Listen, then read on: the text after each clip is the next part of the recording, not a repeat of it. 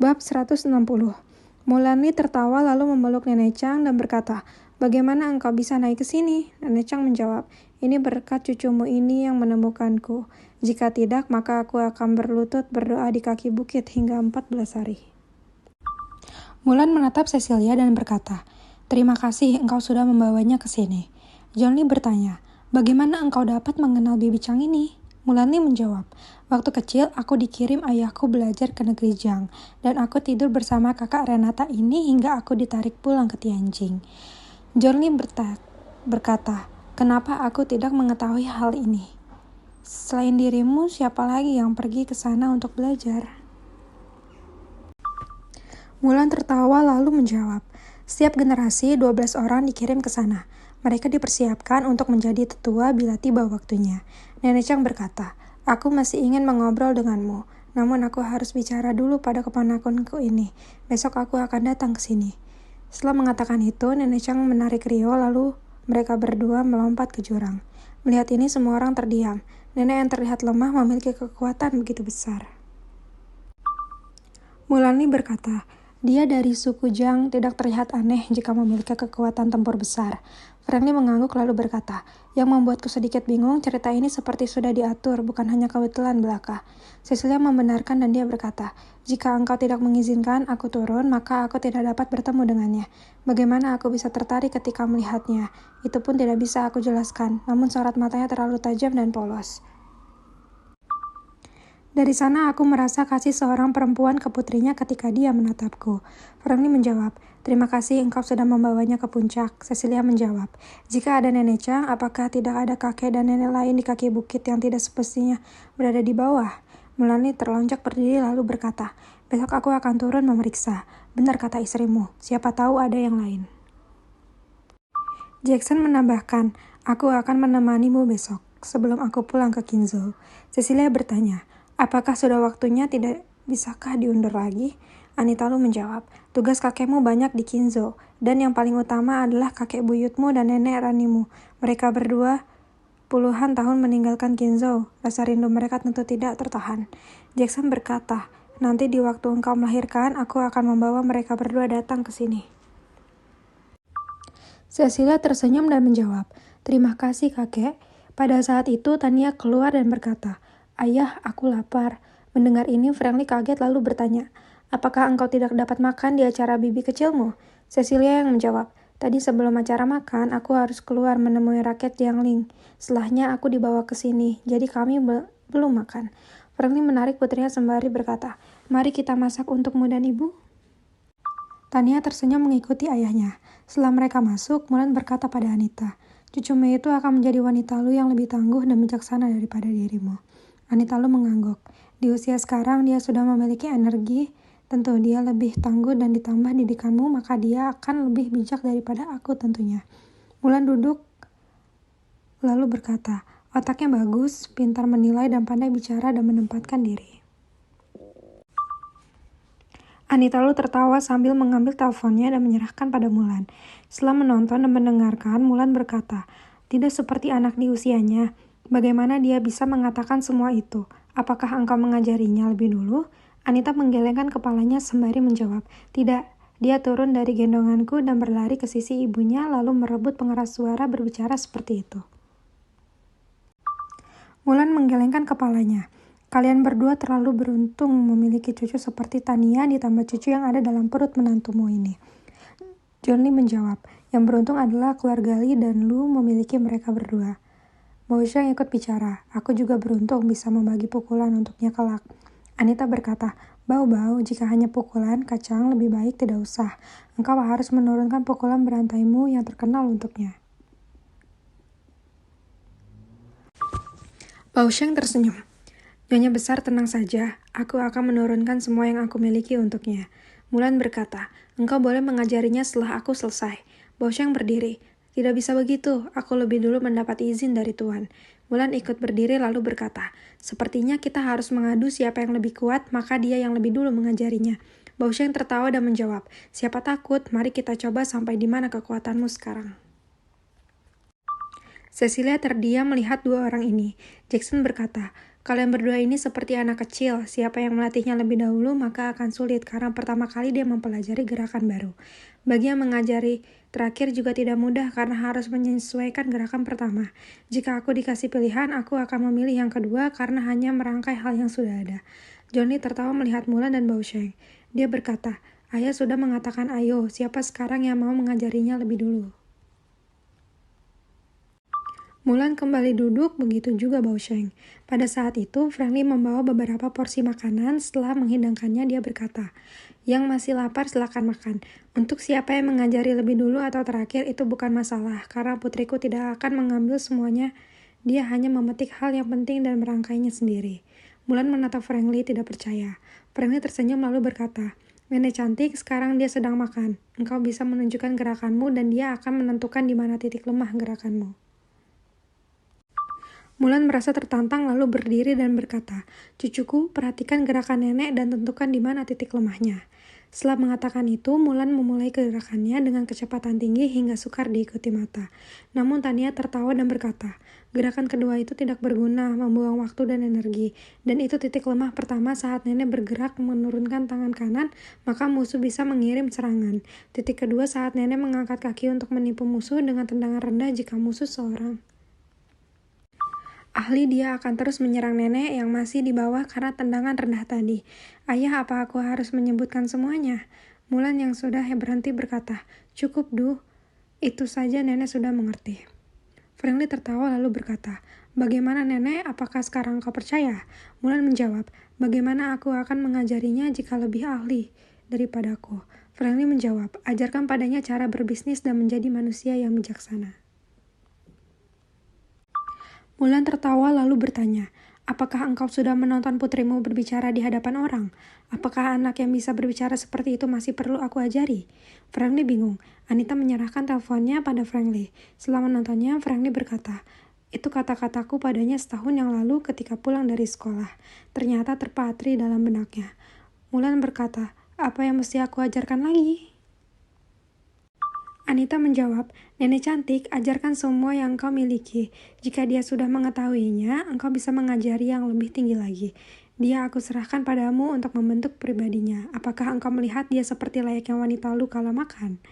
Mulan tertawa lalu menjawab, aku mengerti, aku akan mengajarinya semaksimal mungkin dan dia akan menjadi seorang wanita yang tiada duanya di negeri ini.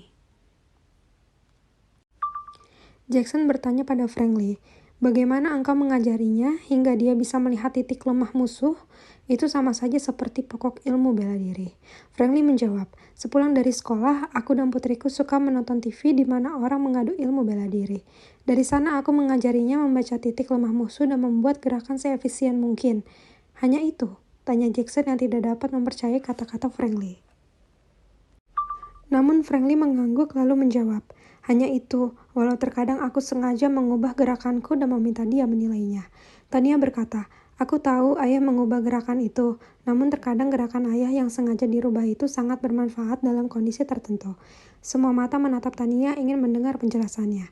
Tania berdiri lalu mempraktekkan gerakan yang pernah ditunjukkan Friendly sambil berkata, gerakan yang sebenarnya seperti ini.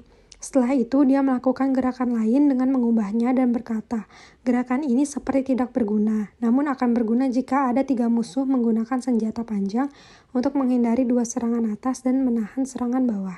Friendly tersenyum. Yang lain melototkan mata, mereka tidak percaya. Friendly bertanya, bagaimana gerakan sayap mengambang, ekor mengepak yang sengaja ayah rubah, bagaimana pendapatmu? Tania tertawa lalu menjawab sambil duduk dan makan. Gerakan itu tidak bagus, bahkan tidak berguna sama sekali.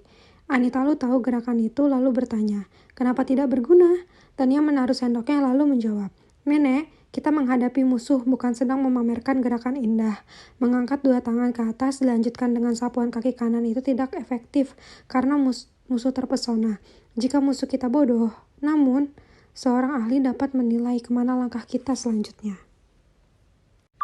Jadi, lebih baik tidak banyak bergerak dan menunggu. Jika musuh lengah, kita menyerang. Jika musuh kuat, kita bertahan menunggu titik lemahnya. Mendengar ini, Anita melompat lalu mengangkat Tania dalam gendongan. Mulai sekarang, nenek tidak akan melakukan gerakan itu lagi. Dan engkau benar. Gerakan itu bahkan menunjukkan gerakan kita selanjutnya pada musuh. Mulan berkata, bolehkah dia nanti menjadi tetua keluarga Liku? Anita Lu tertawa lalu berkata pada John Lee, lihat nenek cantikmu memperlihatkan keserakahannya. Sudah memiliki putra dan cucu laki-lakiku, masih ingin wanita Luku. Mulani cemberut sambil berkata, kita lihat nanti, aku akan merayunya agar mau menjadi tetua keluargaku. Anita Lu tertawa lagi dan berkata, jika engkau melakukan itu, maka aku akan memerangi keluarga Lee. Frank Lee menengahi, aku akan menjadi tetua di waktunya sebagai ganti putriku. Mulan menggelengkan kepalanya. Aku suka putrimu. John Lee tertawa lalu berkata, biarkan dia menjalani tugasnya sebagai wanita Lu. Setelah tua, baru kita kasih pilihan padanya mau menjadi tetua Lee atau tidaknya. Mulan setuju, begitupun Anita Lu karena baginya adalah Tania menjadi pewaris tahta. Setelah itu, terserah padanya jika sudah menyerahkan tahta, bisa kembali pada keluarga Lee. Cecilia bertanya, apakah Rianti pulang bersamamu, Ibu? Anita menggelengkan kepalanya lalu menjawab, dia kembali ke kediaman keluarga Chu bersama ayahnya. Randu menambahkan, aku yang mengantarnya hingga ke kediaman keluarga Chu. Besok pagi dia akan kembali ke sini bersama ayah dan nenek kakeknya. Cecilia tersenyum dan menjawab, terima kasih engkau sudah mengantarnya. Randu tersenyum lalu bertanya pada Frank Lee, Tuan, siapakah orang muda yang tadi pergi bersama nenek Chang? Frank Lee menjawab, dia seperti dirimu. Menjaga gunung ini namun asalnya jauh dari Asia Tenggara bermarga Jang, suku kuno yang juga asal keturunan keluargaku. Randu mengangguk lalu berkata, kekuatan tempurnya begitu kuat terasa olehku.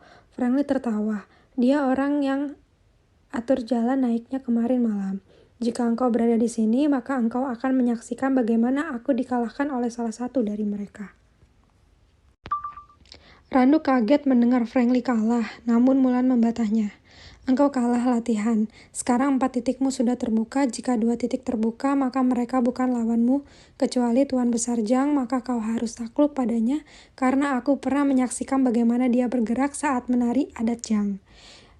Dengan gerakan gemulai, namun semua pohon terangkat bersama akarnya. Kekuatan itu pertama kali aku saksikan dan tidak pernah menyaksikannya lagi setelah itu. Terdengar suara Rio berkata, benar kata nenekmu. Jika engkau membuka 2 titik lagi, maka kakak Jang, bahkan tetua bukan lawanmu kecuali Tuan Besar. Dan next, putramu itu akan menjadi salah satu Tuan Besar Jang juga. Walau tidak mengambil alih di negeriku, namun dia akan diakui sebagai Tuan Besar Jang. Frank Lee bertanya, bagaimana bisa putraku menjadi Tuan Besar Jang? Rio menjawab, Rejang adalah Tuan Besar Jang sebelum dia pergi ke negeri ini. Darahmu dan darah leluhur Rejang sama seharusnya jika engkau mau, engkau bisa menjadi Tuan Besar Jang. Namun, tetua sepakat tidak menarik keturunan Jang di sini kecuali terpaksa. Terpaksa bagaimana? Mohon saudara Rio jelaskan, tanya Frank Lee lagi. Terdengar suara Rio lagi. Jika Tuan Besar tidak memiliki keturunan laki-laki, maka terpaksa kami harus menarik keturunan Jang di sini. Frank Lee dan yang lain mengerti. Namun Frank Lee ingin tahu lebih dalam kembali, dia bertanya. Bagaimana jika kami hanya memiliki 1 putra? Kan tidak mungkin dibagi 2. Rio tertawa lalu menjawab, seorang itu harus menikahi wanita pilihan Jang untuk menghasilkan keturunan laki-laki. Setelah dapat, maka dia boleh memilih tetap menjadi Tuan Besar Jang atau melepas pada putranya. Dan tentu dia bisa kembali ke sini jika pilihannya melepas tahta. Frank Lee tersenyum lalu menjawab, penuh kebijaksanaan, tanpa meributkan hal kecil, maka aku setuju cara itu. Mendengar ini, Cecilia berteriak, apakah Tuan Besar sekarang memiliki putra? Rio tertawa lalu menjawab, Tuan memiliki 7 putra dan 6 putri, jadi Nyonya tidak perlu khawatir karena putramu tidak akan ditarik ke sana. Mendengar ini, Cecilia menjadi tenang. Tadi dia takut putranya setelah berusia 13 tahun dibawa pergi. Rio berkata lagi, tadi Nyonya muda tidak dapat menjelaskan kenapa tertarik dengan bibiku ini, bukan? Maka jawabannya putramu itu yang membimbingmu. Jika putrimu memiliki kepintaran luar biasa, maka putramu itu melebihi segalanya. Lalu Nenek Chang ikut berkata, hari sudah larut, engkau istirahatlah, kandunganmu itu tidak sampai setengah bulan lagi akan keluar. Cecilia bertanya, bagaimana mungkin kandunganku baru 8 bulan? Nenek Chang tertawa, karena 13 tetua Jang sedang perjalanan ke sini. Itu hanya berarti satu, engkau akan segera melahirkan. Sudahlah, besok pagi aku jelaskan. Sekarang mari kita istirahat dulu. Memang hari sudah larut, maka Franklin dan lainnya memasuki rumah besar untuk istirahat. Sesampainya di kamar, setelah membaringkan putrinya, Franklin duduk masih memikirkan kata-kata nenek Chang tadi. Cecilia bangkit dan berkata, "Ada apakah yang terjadi dalam 15 hari ke depan? Bisakah kita mengeceknya?" Franklin menyambungkan notebooknya ke layar TV dan mereka berdua mulai mencari informasi. Hari, fenomena alam, dan banyak lagi. Setengah jam kemudian, Franklin berkata, hanya ini yang akan terjadi dalam 15 hari ke depan. Cecilia memperhatikan layar TV melihat barisan planet berada di garis lurus pada saat itu. Tanggal berapa itu akan terjadi? Tanya Cecilia. Franklin menarik ke bawah, terlihat tanggal 10 bulan 10. Cecilia berbisik pada suaminya. Pada hari itu usia kandunganku memasuki bulan ke-9. Apakah kata-kata nenek Chang itu benar? Franklin menggelengkan kepalanya lalu berkata, besok kita akan mendengar penjelasan darinya. Setidaknya kita tahu bahwa ada hal ini yang terjadi nanti. Saat sarapan pagi, suasana menjadi ramai karena Rianti bersama ayahnya. Rani dan Julian ditambah Jimmy dan Roslyn juga hadir. Setelah makan sarapan pagi itu, Cecilia langsung bertanya pada Renata, "Nek, bisakah engkau menjelaskan kata-katamu tadi malam?" Rani menatap Renata lalu berkata, "Bukankah engkau wanita yang diundang ke panggung oleh cucuku tadi malam?" Renata mengangguk, lalu dia menatap Cecilia dan berkata, "Bukankah engkau dan suamimu ini sudah mencari tahu tadi malam? Coba engkau sebutkan bagaimana pandanganmu." Cecilia menjawab, "Tadi malam aku dan suamiku memang mencari ada hari apa dalam 15 hari ini dan kami menemukan tanggal 10 ada fenomena alam. Jadi kami berpikir apakah hari itu yang kau maksudkan?" Renata Chang tersenyum lalu menjawab, "Aku tidak tahu, namun tadi malam Rio mendapat bisikan bahwa para tetua sudah dalam perjalanan ke sini. 13 orang yang berangkat, maka aku memperkirakan tidak sampai 15 hari mereka tiba di sini. Para tetua akan menebar kebaikan sepanjang jalan menuju ke sini demi kelancaran kelahiran putramu. Mereka akan membagi ilmu bela diri, ilmu pengobatan, dan apapun yang mereka kuasai sepanjang jalan bagi yang berjodoh." Franklin termenung dan terharu. Lalu dia bertanya, "Berapakah usia para tetua sekarang karena menempuh perjalanan yang begitu jauh demi putraku?" Renata tersenyum. "Tuan, usia mereka 3 kali usiaku karena mereka sudah 2 generasi melalui hidup baru. Aku lahir dan engkau mungkin sudah mengetahui bahwa kedatangan mereka mencabut rejang dan mengganti nyawa mereka dengan nyawa putramu." "Apakah tidak ada solusi lain?" tanya Tufu.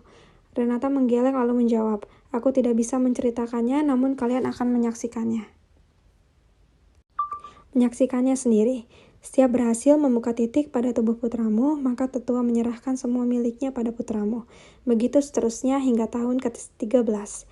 Para tetua baru akan ikut hadir menyaksikan ketua dari tetua menutup pembukaan titik dan menyerahkan semua miliknya pada putramu." Franklin bertanya, "Kenapa harus menyerahkan nyawa mereka untuk putraku kalau titik sudah terbuka?" Renata menatap Franklin dan terlihat bulir air mata turun dari mata tuanya lalu dia menjawab, "Engkau tidak paham betapa menderitanya putramu.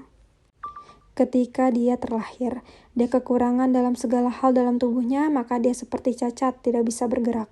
Diam bagai mati, tetua pertama membuka 2 titik, lalu memberikan ratusan tahun kehidupannya untuk putramu.